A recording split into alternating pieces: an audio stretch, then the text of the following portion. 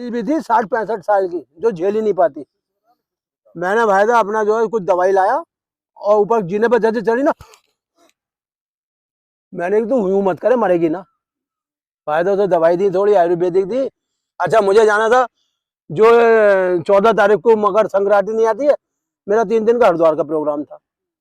तो मैंने, खड़े डॉक्टर थे, इनसे मेरी दोस्ती थी सरकारी अस्पताल में। मैंने 500 का नोट उनके हाथ पे रखा। मैं, यार डॉक्टर साहब तुम ऐसा करो, 4-5 दिन से भर्ती कर लो औरत को और मैं हरिद्वार हो जाऊँ, ये सही हो जाएगी। बोले पंडित जी इसकी ईसीजी बहुत खराब है। अरे मैंने वो ना मर रही यार। मैं आया 4 दिन बाद, सारी रिपोर्ट उसकी बढ़िया हो गई और आज इनसे भी दवाई लेके जाती है, सब बात है। और ये समझो बिल्कुल स्वस्थ है भाई साहब। हाँ, वो गाँव वाली मामी, समझ लो आप। मेरे ससुर आए, चक्कर खा के गिर गए, टीओमू पहुंच गए, डॉक्टरों ने सारा सामान मंगा लिया, एंजियोग्राफी की तैयारी। फोन आया, मैंने भाई देखो मैं गारंटी, वो ज्यादा मेहनत तो करना चाहते नहीं, उन्हें योग का ज्ञान भी नहीं है।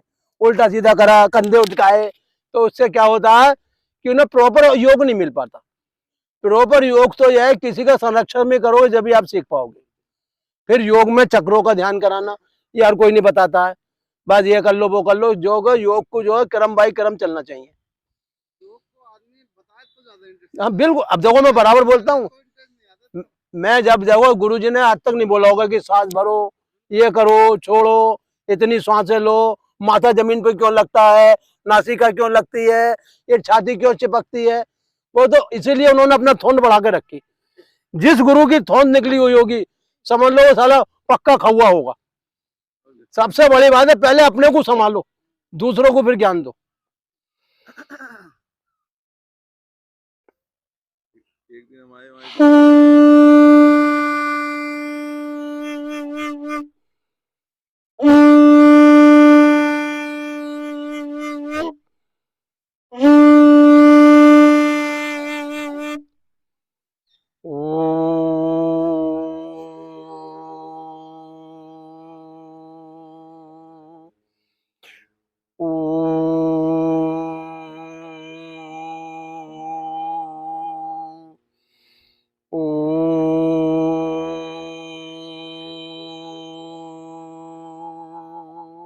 ओम सेनावतु सेनो बनक्तु सवीर्ये कर्मा वही तेजस्विना धीतमस्तु महाविद्य सवै। ओम शांति शांति।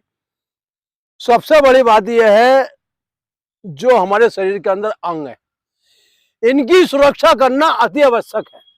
और ये फेफड़े हमारे दो पार्षद हैं, दो जैसे भगवान नारायण के थे जय और विजय, ये ऐसे जय और विजय का काम करते हैं हमारे अंदर। अगर इनकी चौकीदारी मजबूत रहेगी तो शरीर मजबूत रहेगा, संपूर्ण बॉडी। कमर सीधी रहेगी तो चक्र अपने आप घूमेंगे अपने अंदर। मूलाधार भी, स्वादिष्ठान भी, मणिपुर भी, चक्रों का जागरण करने के लिए ही कमर को सीधी रखना चाहिए।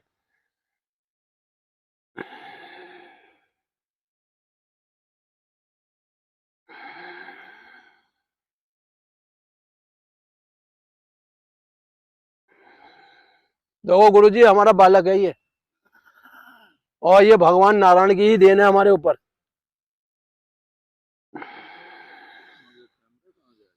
वो उसमें हमें अभी थोड़ा बदलाव कर रहे हैं गुरुजी, इस व्यवस्था को बहुत ऊंचा लेके चलने वाले हैं। मतलब हम ड्रोन भी लेंगे, कैमरा और मोबाइल भी लेंगे। क्यों, इसमें ना कैमरे में पहले उसमें से उसमें करो, इसलिए हम लेंगे एक मोबाइल अभी, और एक लेंगे कुछ दिनों बाद ड्रोन। मतलब हमारे ऊपर की भी वीडियो बनेगी, नीचे की भी बनेगी।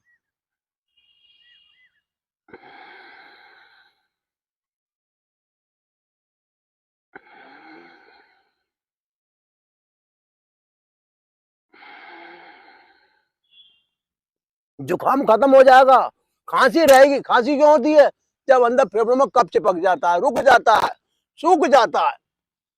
लेकिन जब हम लंबी गहरी सांसें लेते हैं तो कफ भी अग्नि के कारण पिघल जाता है।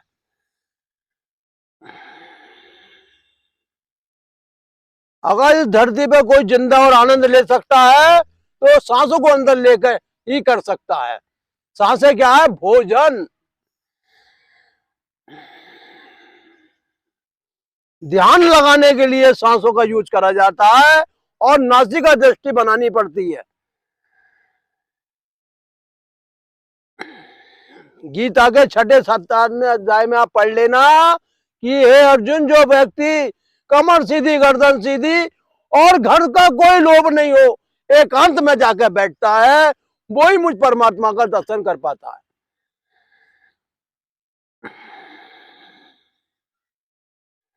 जो अरबों करोड़ों असंख्य आत्माओं पर अपना वास करे, राज करे, वो है परमात्मा। छाती आपकी ऐसी हो जाएगी कि हार्ट में आपके कभी दिक्कत ही नहीं बनेगी, अगर आपने श्वास लंबा भरना सीख लिया और छोड़ना छोड़ दिया। लंबा श्वास लेने से अंदर बल मिलता है और छोड़ने से अंदर के रोगाणु बाहर आते हैं। दूसरा प्राणायाम कपाल भारती, यानी कमर सीधी गर्दन सीधी, कंधे अपनी जगह रहेंगे, सिर्फ श्वासें बाहर निकलेंगी, पेट अंदर जाएगा।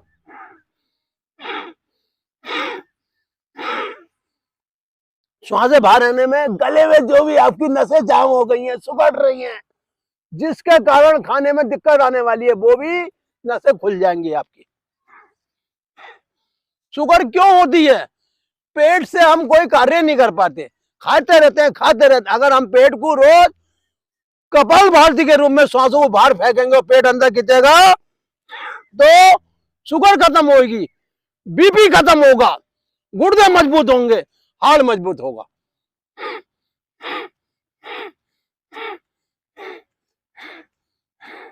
पेट अंदर खींचने से पानी की पूर्ति हो जाती है और जो कैल्शियम अंदर घट रहा है वो भी अपने आप पूर्ण रूप ले लेता, क्योंकि इसे भी ऑक्सीजन चाहिए आपके कैल्शियम को भी।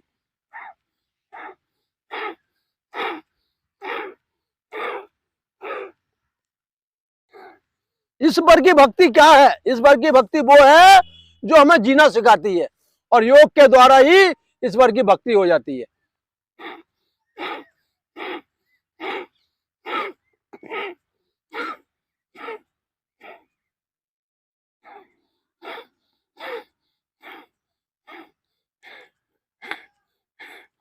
पेट अंदर खींचने से नसें अपने आप खुल जाती हैं। आजकल नसों की बहुत बुरी बीमारी है, रातों को बेचैनी होती है, पैर चल नहीं पाते, पंजा उठ नहीं पाता, पैर सूज जाते हैं, क्योंकि हम कभी कपाल भारती नहीं करना जानते। कपाल भारती वो भारती है कि हमारे मुखमंडल को भी चमका देता है, आंखों की रोशनी बढ़ा देता है।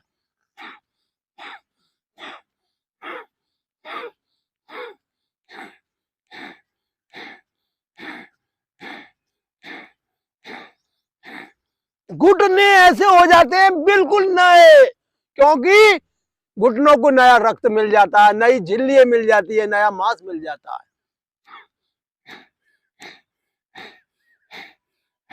ये जो आसन होते हैं ये परम पद की प्राप्ति के लिए होते हैं। अगर हमें परम पद पाना है तो आसन में कमर गर्दन सीधी करके कपाल भारती के साथ अभ्यास करना है। पेशाब संबंधित ऐसी बीमारी होती है कि पेशाब के अंदर बुलेट जाने लगता है। क्यों जाने लगता है? कि वो अंदर की नसों को कंट्रोल नहीं कर पाता। लेकिन जब हम कपाल भारती करते हैं तो अंदर की नस, जो चीज जानी है, रक्त रहना जिस नस में, वो रक्त की धारा ही चलेगी, जिसमें यूरिन की धारा जानी है उसमें वो ही चलेगी। मतलब सबके मार्ग अपने अलग अलग रहते हैं।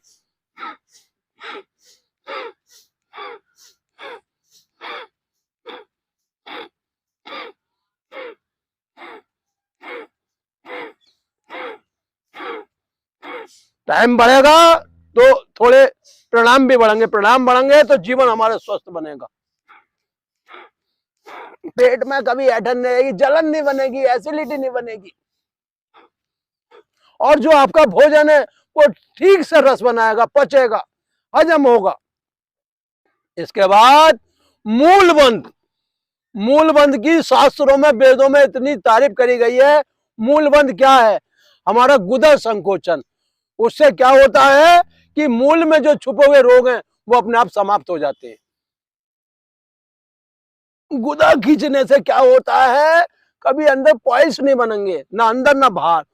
यानी कि आपकी जो प्राण वायु है वो संपूर्ण शरीर में अपने आप आती और जाती रहेगी, यानी प्राण वायु को कोई रुकावट नहीं मिलेगी। अगर आपने रोज 10 बार भी गुदा का संकोचन कर लिया तो समझ लो आपने नीचे से वायु पी के प्राणों को पवित्र बना लिया। पेट हमने क्या करना है, पहले श्वास भरनी है, फिर छोड़नी है, फिर इसे खींचना अनु करके।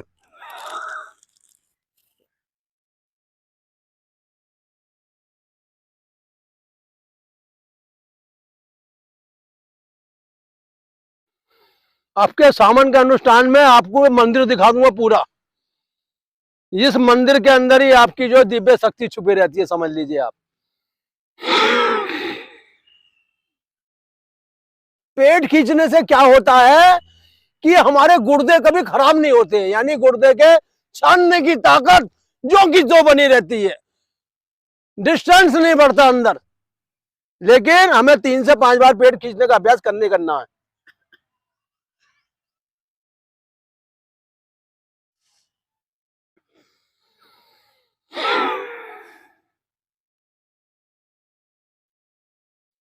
थोड़ी और कंठ का मेल, ये क्या है कि नासिका से लंबा गहरा श्वास खींचते हुए छाती को फुलाते हैं पहले, और थोड़ी से कंठ दबा देते हैं।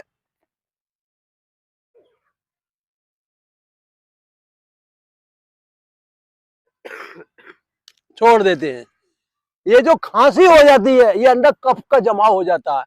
लेकिन हम श्वास भर से कंठ को दबाएंगे तो कफ कभी यहां रुकेगा ही नहीं।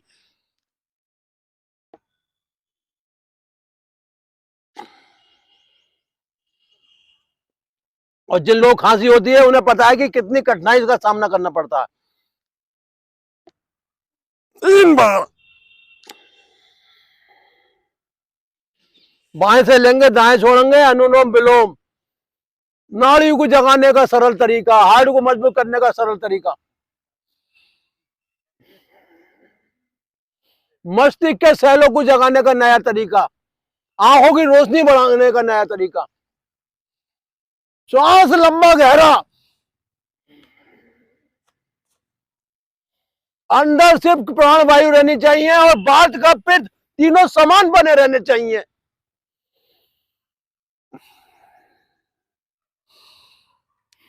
वायुमंडल की शुद्ध ऑक्सीजन अंदर पहुंचा दो आप। ये वायुमंडल है आपका, इसमें जो है पेड़ों के द्वारा शुद्ध ऑक्सीजन मिल रही है, आप अंदर प्रवेश कर रही है आप इसमें।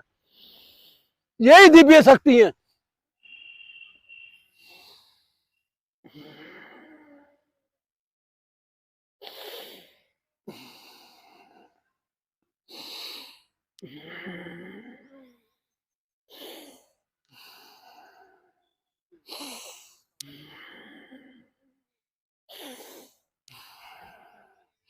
अगर आपने रोज अनुलोम विलोम कर लिया तो जीवन में कभी शुगर नहीं रहेगी, हार्ट कभी परेशान नहीं करेगा, लीवर कभी खराब नहीं होगा, क्योंकि पूरे शरीर की रक्षा यही करता है।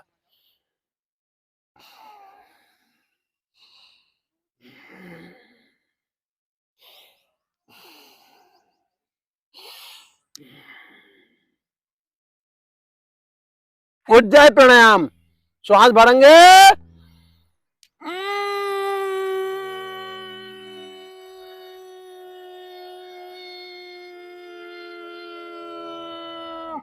चौक गला खुल जाएगा। चौक किसे कहते हैं कि गले से शीश से आवाज ना आना।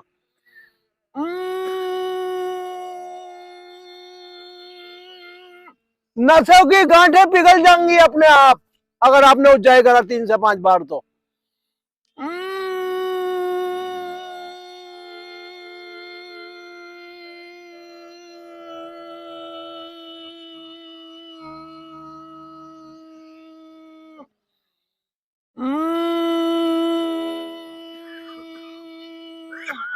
ये फंदे लगने बंद हो जाएंगे।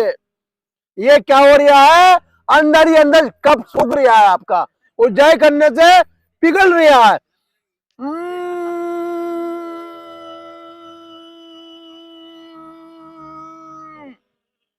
सिंहासन, हथेलियों को मोड़ते हुए और जीवा बाहर निकालते हुए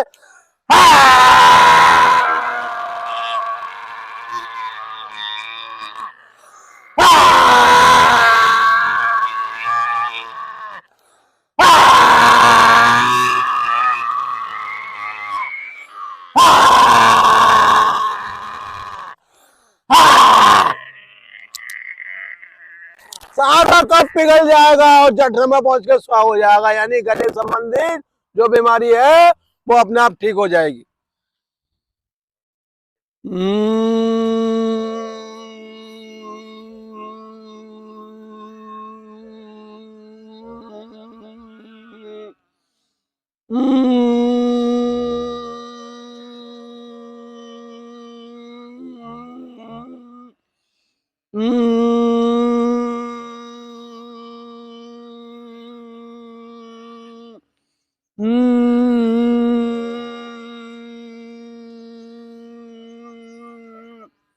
नारायण 1, नारायण 2, नारायण 3, नारायण 4 और नारायण 5, नारायण 6, नारायण 7, नारायण 8 और नारायण 9, नारायण 10, नारायण 11, नारायण 12, नारायण 13 और नारायण 14, नारायण 15, नारायण 16, नारायण 17, नारायण 18, नारायण 19, नारायण 20, नारायण 21, नारायण 22, नारायण 23, नारायण 24, नारायण 25 और नारायण 26, नारायण 27, नारायण 28, नारायण 29, नारायण 30, नारायण 31, नारायण 32, नारायण 33, नारायण 34, नारायण 35, नारायण 36 और नारायण 37, नारायण 38, नारायण 39, नारायण 40, नारायण 41, नारायण 42, नारायण 43, नारायण 44, नारायण 45, नारायण 46, नारायण 47, नारायण 48, नारायण 49 और नारायण 50, नारायण 51, नारायण 52, नारायण 53, नारायण 54, नारायण 55, नारायण 56, नारायण 57, नारायण 58, नारायण 59, नारायण 60, नारायण 61, नारायण 62 और नारायण 63, नारायण 64, नारायण 65, नारायण 66, नारायण 67, नारायण 68, नारायण 69, नारायण 70, नारायण 71, नारायण 72, नारायण 73 और नारायण 74, नारायण 75, नारायण 76, नारायण 77, नारायण 78, नारायण 79, नारायण 80, नारायण 81, नारायण 82, नारायण 83, नारायण 84, नारायण 85 और नारायण 86, नारायण 87, नारायण 88, नारायण 89, नारायण 90, नारायण 91, नारायण 92 और नारायण 93, नारायण 94, नारायण 95, नारायण 96, नारायण 97, नारायण 98, नारायण नारायण 100 और नारायण 101, नारायण 102, नारायण 103, नारायण 104, नारायण 106, नारायण 107 और नारायण 108।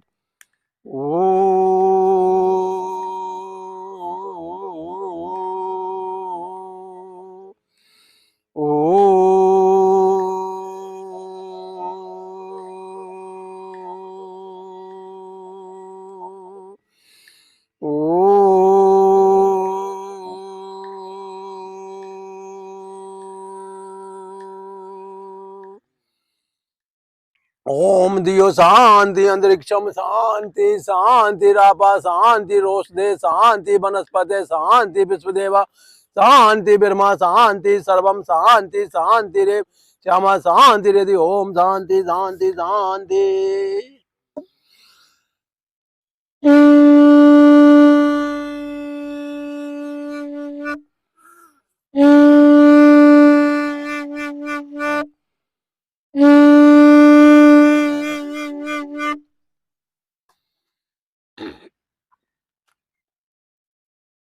सबसे बड़ी बात यह है कि दवाइयों से मुक्ति मिल जाएगी, क्योंकि दवाइयों का भी आजकल खर्चे बहुत हैं।